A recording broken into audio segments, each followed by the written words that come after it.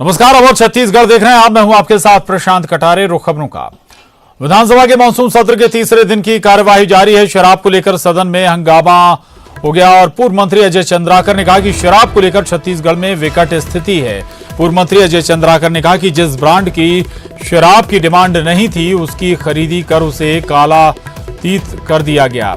एक कंपनी विशेष से अधिक और एक कंपनी विशेष से कम खरीदी गई। कई ऐसी भी कंपनी इनसे शराब खरीदी नहीं की गई।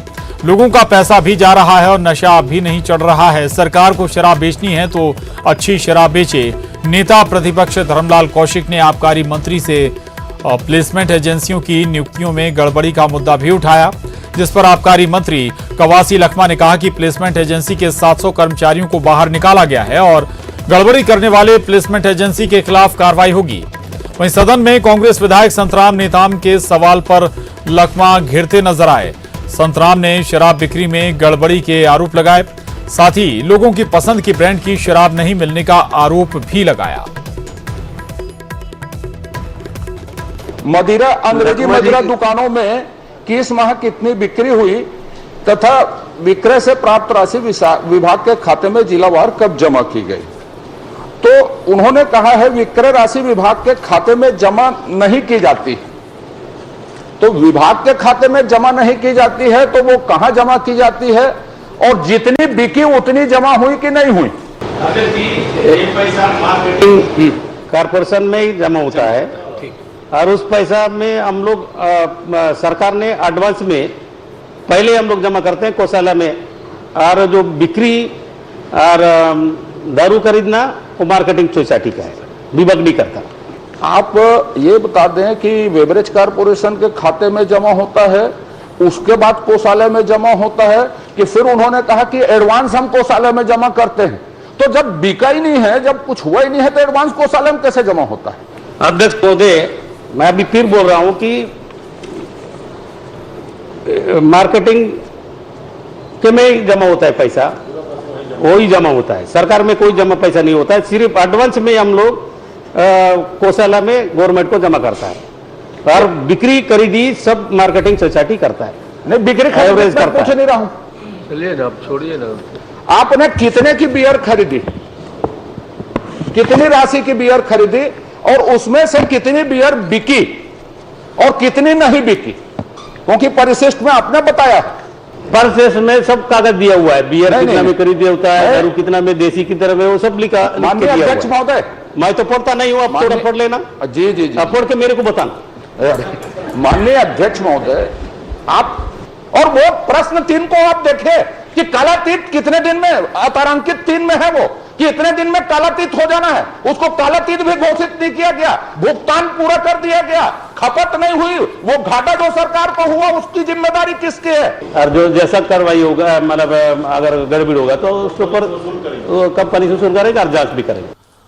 सुरेंद्र हमारे साथ जुड़ गए हैं। सुरेंद्र, मानसून सत्र चल रहा है, तीसरा दिन है आज, लेकिन शराब का मसला अब सबसे ज्यादा हाईलाइट रहा। लेकिन सवाल ये कि बहुत सारे सवाल विपक्ष ने दागे हैं सरकार पर, लेकिन कुछ ऐसे क्या तथ्य भी सामने आए जिससे ये साबित होता हो कि कुछ गड़बड़ी हुई है या फिर किसी कंपनी को वाकई में फायदा पहुंचाया गया है। देखिए प्रशांत, जिस तरह से विधानसभा के मानसून सत्र में आज शराब, बेरोजगारी, इसके अलावा जो तमाम तरह की जो अनियमितताएं हैं, खासकर जो नगर पंचायत, क्योंकि शिव कुमार डहरिया जो नगर प्रशासन मंत्री हैं, उनके सवाल थे तो उन्होंने जिस तरह से जवाब दिए हैं। हालांकि शराब को लेकर ज्यादा घमासान हुआ है और शराब की जिस तरह से प्लेसमेंट एजेंसी को लेकर सवाल उठाए गए हैं, इसके अलावा जो यहाँ पर जो ब्रांड्स होते हैं, ब्रांड्स नहीं मिल पा रहे हैं लोगों को जो वो लोग मांगते हैं, तो उस ब्रांड्स को लेकर भी चर्चा हुई है। तो इस तरह से जो आबकारी मंत्री आज पहली बार सवालों का जवाब दे रहे थे, आबकारी मंत्री, इससे पहले किसी दूसरे मंत्री को उनके जवाब देने के लिए तय किया जाता था, लेकिन आज खुद कवासी लखमा ने जवाब दिए हैं और साफ तौर से जिस तरह से उन्होंने ये भी कहा है कि जो खासकर जो उनके ही पार्टी के जो सत्ता पक्ष के विधायक थे, संत कुमार नेताम ने ये बात उठाई थी कि जिस तरह से शराब के ब्रांड्स नहीं मिल पा रहे हैं, खासकर बस्तर के संभाग के इलाके में, वहां पर शराब के जो ब्रांड्स को उपलब्ध किया तो उन्होंने आश्वासन दिया है कि उसका उपलब्ध कराया जाएगा। इसके साथ ही जिस तरह से जो नगर पंचायतें जो है वहां पर जो स्ट्रीट लाइट को लेकर जांजगीर चांपा का मसला उठाया गया था, उस पे जो है ये जवाब दिया है नगरीय प्रशासन मंत्री शिव कुमार डहरिया ने कि अगर वहां पर किसी प्रकार की खरीदी में घोटाला या अनियमितताएं पाई जाएंगी तो उस पर कार्रवाई की जाएगी। तो इसलिए जांच के निर्देश भी शिव कुमार डहरिया ने दिए हैं। तो इसके अलावा अभी जिस तरह से ध्यानाकर्षण की जो कार्रवाई है वो सदन में चल रही है, वहां पर जो गौठानों में जो अव्यवस्था है उसको देखते हुए नेता प्रतिपक्ष और ब्रजमोहन अग्रवाल जो पूर्व मंत्री भी रहे हैं, कृषि मंत्री, वो इस सदन में उठा रहे हैं और सरकार से सवाल कर रहे हैं कि जिस तरह से गौठानों में जो हालात हैं और जो वहां पर मवेशी जो है तखतपुर में बड़ी संख्या में मवेशियों की मौत हुई है, ये मामला सदन में गूंज रहा है और उसको जवाब देने के लिए किस तरह से कृषि मंत्री जवाब देते हैं वो देखने वाली बात होगी। लेकिन शराब साथ ही रोजगार को लेकर जो यहाँ पर स्थिति हालात बनते जा रहे हैं, क्योंकि प्रवासी मजदूर 4 लाख बिल्कुल शराब महत्वपूर्ण मसला रहा सदन में। आज गौठान का जिक्र भी सुरेंद्र कर रहे हैं, बता रहे हैं कि इसको भी जोर शोर से उठाया गया है, सवाल दागे जा रहे हैं विपक्ष की तरफ से। हालांकि इस बार एक जो खास बात रही वो ये कि आबकारी मंत्री कवासी लखमा ने इस बार खुद जवाब दिए, इससे पहले दूसरे मंत्री उनकी तरफ से जवाब देते रहे। शुक्रिया सुरेंद्र आपका इस पूरी जानकारी के लिए। आगे बढ़ते हैं, उधर छत्तीसगढ़ी भाषा को संविधान की 8वीं अनुसूची में शामिल कराने के लिए सीएम भूपेश बघेल सदन में शासकीय संकल्प लाएंगे। छत्तीसगढ़ी भाषा को 8वीं अनुसूची में शामिल की करेंगे मांग। सीएम सदन की तरफ से केंद्र सरकार से ये अनुरोध करेंगे और इस मामले में सीएम भूपेश बघेल प्रधानमंत्री को पहले ही पत्र लिख चुके हैं।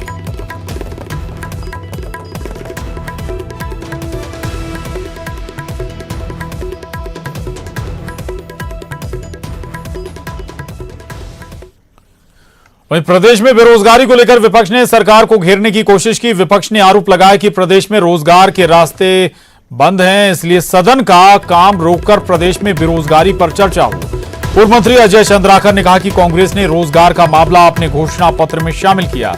जन घोषणा पत्र के मुद्दों पर काम क्यों नहीं किया जा रहा है? ये सरकार कंगाल हो चुकी है जिसके पास गोबर बीनने के अलावा कोई काम नहीं। वहीं कांग्रेस विधायक धनेंद्र साहू ने पलायन का मुद्दा उठाया। साहू ने पूछा कि कोरोना काल में कितने मजदूर पलायन से लौटे, जिस पर श्रम मंत्री शिव डहरिया ने बताया कि 6,37,000 मजदूर वापस लौटे हैं और आवागमन में 14,08,45,000 रुपए खर्च हुए हैं। 95,962 श्रमिकों को रोजगार उपलब्ध कराया गया है।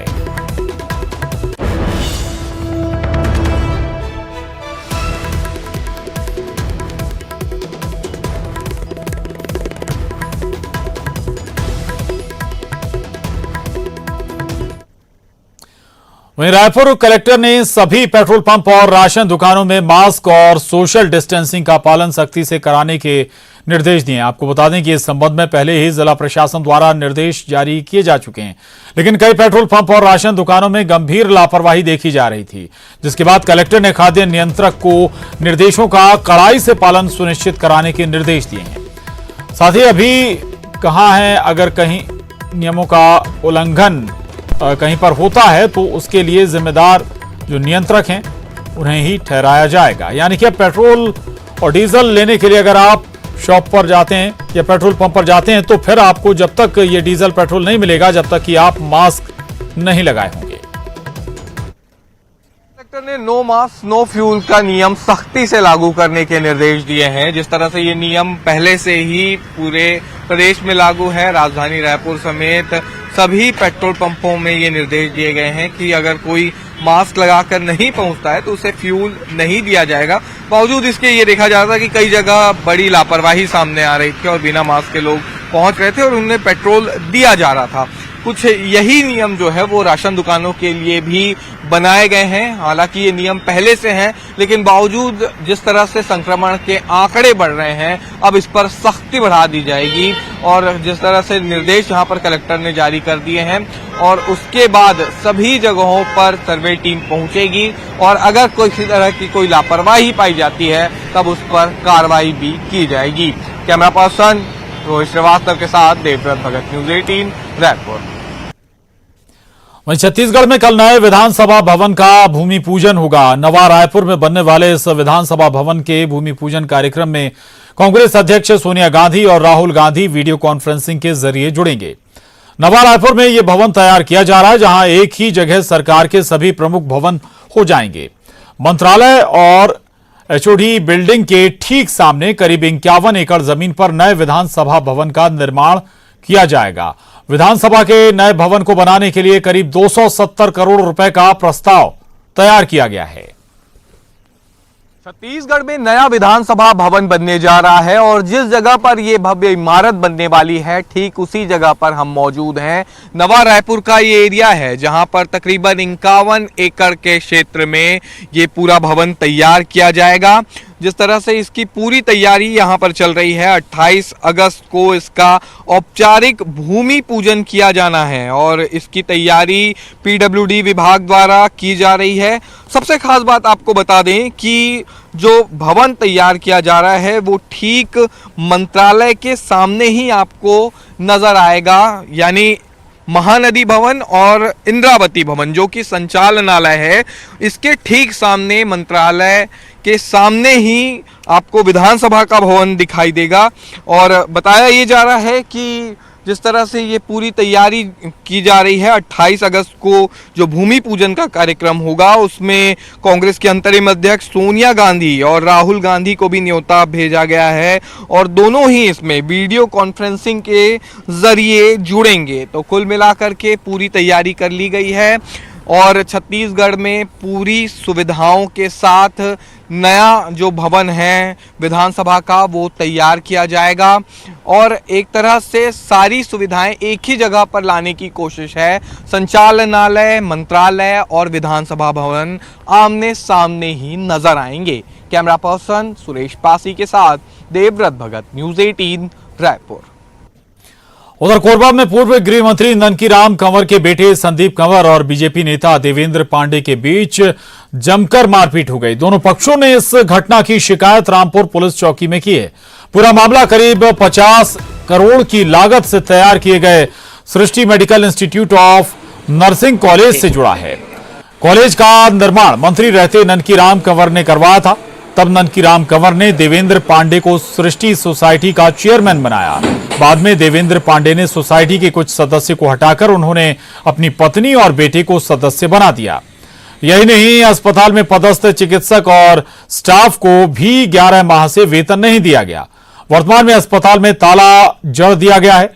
वहीं ननकीराम के बेटे संदीप कंवर खुद को सदस्य नहीं बनाए जाने से नाराज चल रहे थे। शिवम पांडे, पिता देवेंद्र पांडे और संदीप कंवर दोनों एक दूसरे के खिलाफ मारपीट का आरोप लगा है। उनके विरुद्ध काउंटर अपराध दर्ज किया गया है। अभी मामला की घोषणा जारी है। सब पैसे का लेन देन का विवाद था उनके बीच में। ब्रेकबाज खबर दंतेवाड़ा से। दंतेवाड़ा में घर वापस आइए अभियान के तहत सरेंडर करने वाले नक्सली नंदा कुंजाम से एनआईए पूछताछ करेगी। बीजेपी विधायक भीमा मंडावी हत्याकांड में नंदा कुंजाम का नाम भी शामिल है। 9 अप्रैल 2019 को दिवंगत विधायक भीमा मंडावी की वाहन को बम ब्लास्ट करने की घटना में नंदा शामिल था। इसके अलावा नंदा कुंजाम चोलनार और मदाड़ी ब्लास्ट में भी शामिल था, जिसमें 12 जवान शहीद हुए थे। डीएकेएमएस अध्यक्ष नंदा कुंजाम पर 1 लाख का इनाम था। अभियान के अंतर्गत 5 नक्सली सरेंडर हुए, जिसमें कि भगत उर्फ साधु जो कि बारसूर एरिया कमेटी सदस्य 5 लाख का इनामी बारसूर एलजीएफ कमांडर था। वह 2012 से एक्टिव था और बड़ी बड़ी घटनाओं में उस क्षेत्र में बारसूर, माडूम, कोडेनार एवं बुरगुम थाना क्षेत्र में काफी बड़े बड़े अपराधों में वो सम्मिलित था। वहीं छत्तीसगढ़ में मानसूनी द्रोणिका इस वक्त सक्रिय है और स्थिर बनी हुई है। इस वजह से प्रदेश के कई जिलों में पिछले 2 दिनों से बारिश की झड़ी लगी हुई है। इधर मौसम विभाग ने भी राज्य के कई हिस्सों में भारी से अति भारी बारिश की चेतावनी जारी की है। देख सकते हैं आप सूरजपुर, दुर्ग, बेमेतरा, गरियाबंद और रायपुर की तस्वीरें।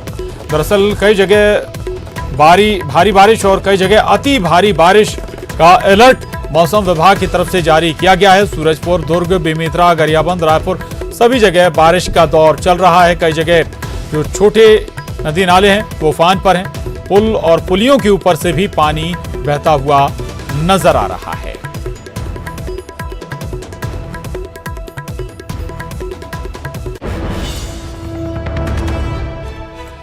उधर कवर्धा, धमतरी, मुंगेली, सरगुजा, कोंडागांव और कांकेर भी बारिश से पानी पानी हो रहा है। तस्वीरें देख सकते हैं आप। भारी बारिश से नदी नाले तूफान पर हैं ही। जो निचली बस्तियां हैं वो भारी परेशानी का सामना कर रहे हैं। दरअसल निचली बस्तियों में पानी पहुंच गया है। जो कॉलोनी बस्तियां हैं या रहवासी इलाके हैं जो थोड़े से निचले स्तर पर बसे हुए हैं, उनकी परेशानियां बेहद ज्यादा बढ़ी हुई हैं। कवर्धा, धमतरी, मुंगेली, सरगुजा, कोंडागांव की तस्वीरें भी आप इस वक्त देख पा रहे हैं।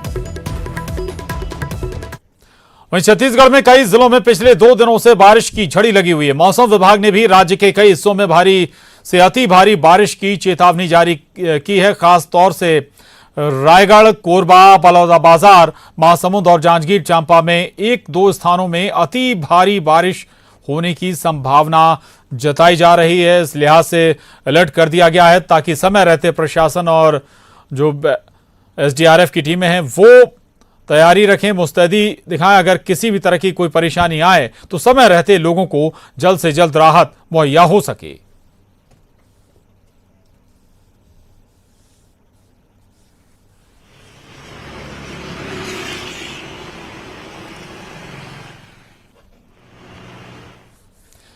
और बड़ी खबर जशपुर से, जहां तहसील कार्यालय में एसीबी का छापा पड़ा है। 50,000 की रिश्वत लेते तहसीलदार को गिरफ्तार किया गया है। जमीन से जुड़े मामले में तहसीलदार ने 5 लाख रुपए की रिश्वत मांगी थी।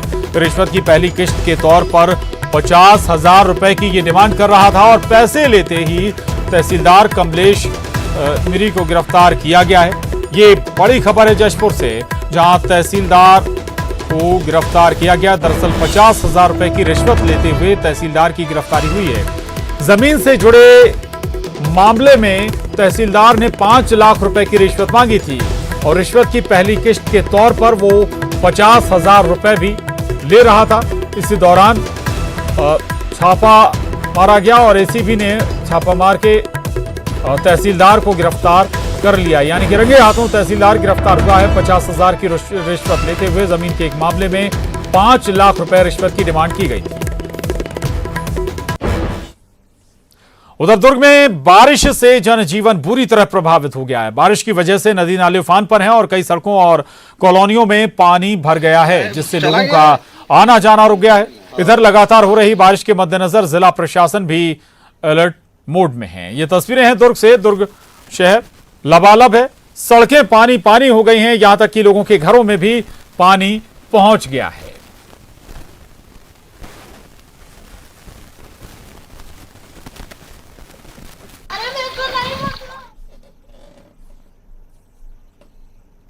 उधर बारिश के बाद प्रकृति का स्वर्ग कहे जाने वाले बस्तर में नदियों पर बने झरनों की खूबसूरती बढ़ गई है।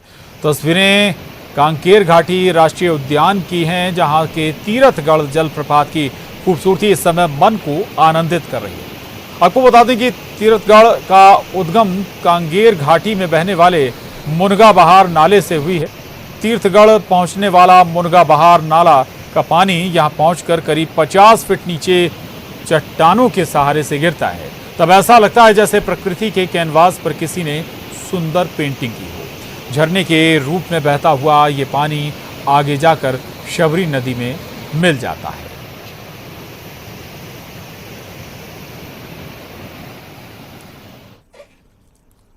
उधर कवर्धा में भारी बारिश के चलते झोपड़ी गिर गई। इसमें 2 लोगों को मामूली चोटें भी आई हैं। झोपड़ी में 4 लोग मौजूद थे। पुलिस ने सभी को रेस्क्यू कर सुरक्षित स्थान पर पहुंचाया है। वहीं घायलों को अस्पताल में भर्ती कराया गया है। तो ये कवर्धा का मामला है, जहां भारी बारिश के बाद एक झोपड़ी धराशायी हो गई, कुछ लोग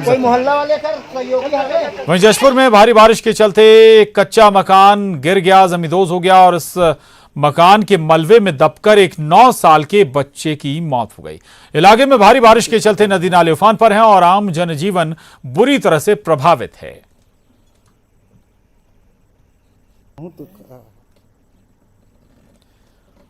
तो 9 साल का मासूम चपेट में आ गया मलबे में, जिससे उसकी मौत हो गई है। बारिश में आवक कम होने से सब्जियों के दाम आसमान पर हैं। राजधानी रायपुर के सब्जी विक्रेता बाहर से आने वाली सब्जियों के भरोसे हैं। वहीं खरीदारों को बढ़ी कीमतों के ने परेशान कर दिया है। सब्जियों का स्वाद बढ़ाने वाला धनिया ही 200 से 250 रुपए किलो बिक रहा है। लहसुन की कीमत 140 से 150 रुपए प्रति किलो है। बाकी सब्जियां भी इसी तरह महंगी बनी हुई हैं। ये माल ऐसा है, लोकल माल है ना, और खेतों में पानी भर जाता है, इसलिए ये माल खराब भी हो जाता है। और दूसरा क्या होता है कि माल तोड़ने में दिक्कत होती है, इसलिए मार्केट में कम आ रहा है ना। आवक बहुत कम है सब्जियों की, कई जगह रास्ते जाम है ना, उसकी वजह से टमाटर का भी थोड़ा सा रेट चढ़ा हुआ है। पहले 30-40 रुपए बिक रहा था, अभी थोड़ा 40 और 50 बिक रहा है। पानी की वजह से और लॉकडाउन की वजह से बहुत महंगा है, हर चीज महंगा है। क्या क्या सबसे ज्यादा महंगा लगा दिया आपको? गोभी महंगा है, टमाटर महंगा है, प्याज महंगा है, हर चीज महंगा है। क्या महंगा, सब चीज महंगा है। ये है अभी क्या हम लोग का वो चल रहा है ना, लाल भाजी ज्यादा मेन है, तो वो ही नहीं मिल रही है हम लोगों को। अभी तो फिलहाल अभी टमाटर तो 60 रुपये चल रहा है, 60 रुपये किलो चल रहा है, और गोभी 80 रुपये किलो चल रहा है। तो ज्यादा महंगी है सब्जी? हाँ, सब्जी बहुत महंगी है। उधर नीट और जेईई की परीक्षा को लेकर देश भर में घमासान मचा है। कोरोना को लेकर जहां एक तरफ परीक्षा का विरोध हो रहा है, वहीं एक वर्ग परीक्षा कराने के पक्ष में। छत्तीसगढ़ में भी छात्र और पालक असमंजस की स्थिति में हैं।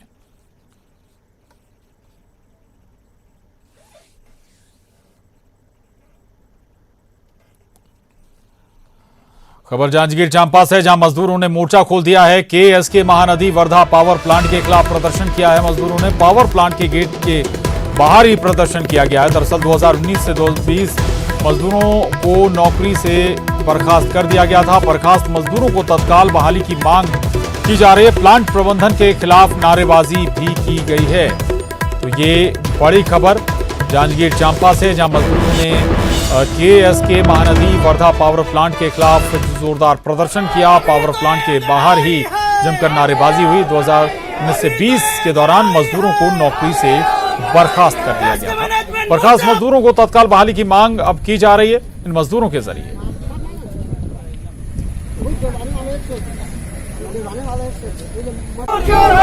अभी तो ये अंगड़ा